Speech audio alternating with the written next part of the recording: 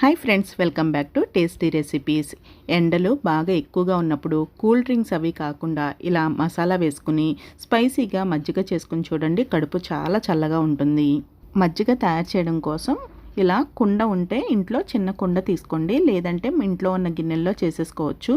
దీనిలోకి ఒక గ్లాసు వరకు పెరుగు వేసుకోండి, ఇంకా ఒక గ్లాసు నీళ్లు వేసుకుని కవ్వంతో చిలుకుకోండి. కవ్వం లేదు అంటే మన ఇంట్లో ఉన్న విస్కర్తో కూడా చిలకచ్చు. పెరుగు తీసుకునేటప్పుడు మేగడ తీసేసిన పెరుగు తీసుకోండి.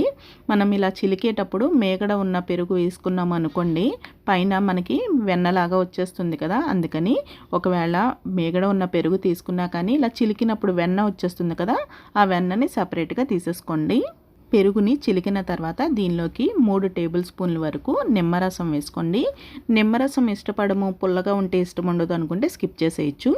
1 టీ స్పూన్ వరకు జీలకర్ర పొడి వేసుకోండి.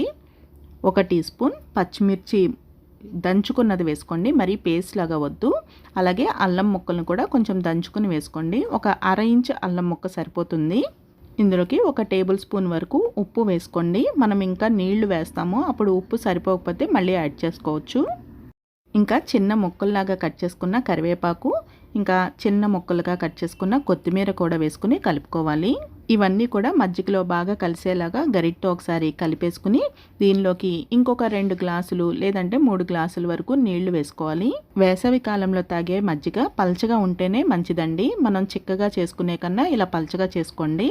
నీళ్లు వేసిన తర్వాత ఒకసారి సాల్ట్ చెక్ చేసుకోండి, సరిపోకపోతే కొంచెం యాడ్ చేసుకోండి. ఇప్పుడు ఒకసారి బాగా కలుపుకుని మూత పెట్టుకుని పక్కన ఉంచుకోండి.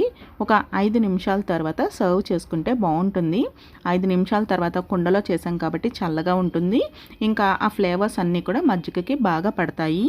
సర్వ్ చేసేటప్పుడు మజ్జిగ చిక్కగా అనిపించినట్టయితే కొన్ని నీళ్లు కూడా యాడ్ చేసుకోవచ్చు. సమ్మర్లో కూల్ డ్రింక్స్ లాంటివి కాకుండా ఇలా మజ్జిగ చేసుకుని ట్రై చేసి చూడండి, చాలా బాగుంటుంది. మనం రెగ్యులర్గా చేసుకునేలా కాకుండా ఇలా కొంచెం జీలకర్ర పొడి, కొత్తిమీర అన్నీ వేసుకుని చేసుకుంటే పిల్లలు కూడా ఇష్టపడతారు.